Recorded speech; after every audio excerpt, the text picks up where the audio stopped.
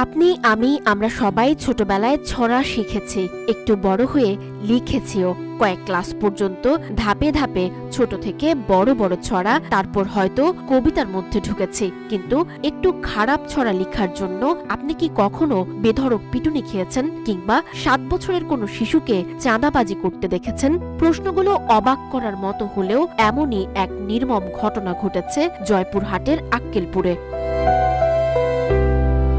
দ্বিতীয় শ্রেণীতে পড়া তাসিন তালহা, বয়স মাত্র 7 বছর।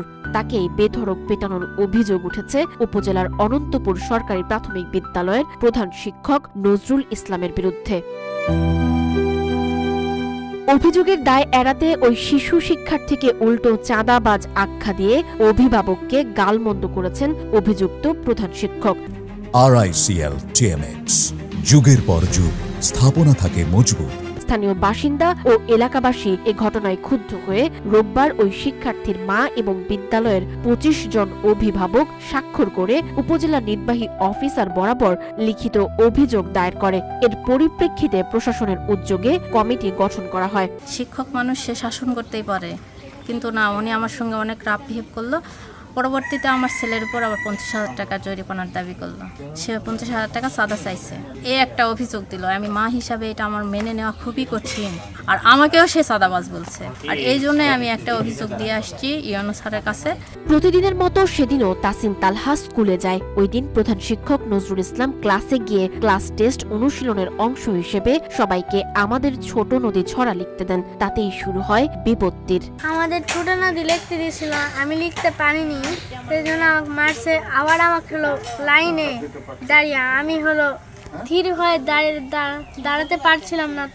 তারপর স্যার আমাদের বিরুদ্ধে অভিযোগ দেয় আমি নাকি স্যারের থেকে চাঁদা চাইছি। ও কারণেই মারে। সেদিন জাতীয় সঙ্গীতের ওই এক লাইন আটকে গেছিল, এক লাইনে ওই জন্য আমাদের সবাক মারছে। ছাত্রের হাতে নজরুল ইসলাম অনেক জায়গায় মারও খাইছে।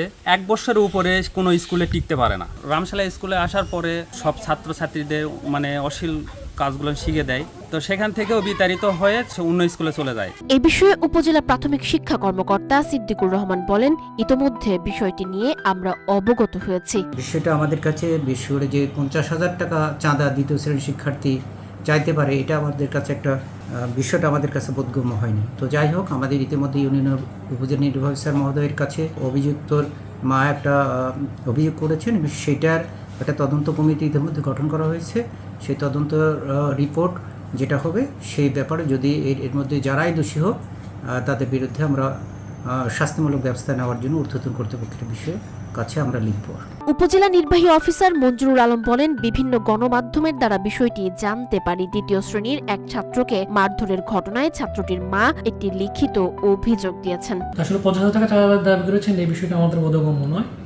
দ্বিতীয় শ্রেণীর ছাত্রের কিভাবে এটা চায়, আমরা এই বিষয়টি সহ পুরো বিষয়ের জন্য একটা 3 সদস্য বিশিষ্ট একটি তদন্ত কমিটি গঠন করেছি এবং তদন্ত কমিটিকে 7 কর্মদিবস সময় দেওয়া হয়েছে।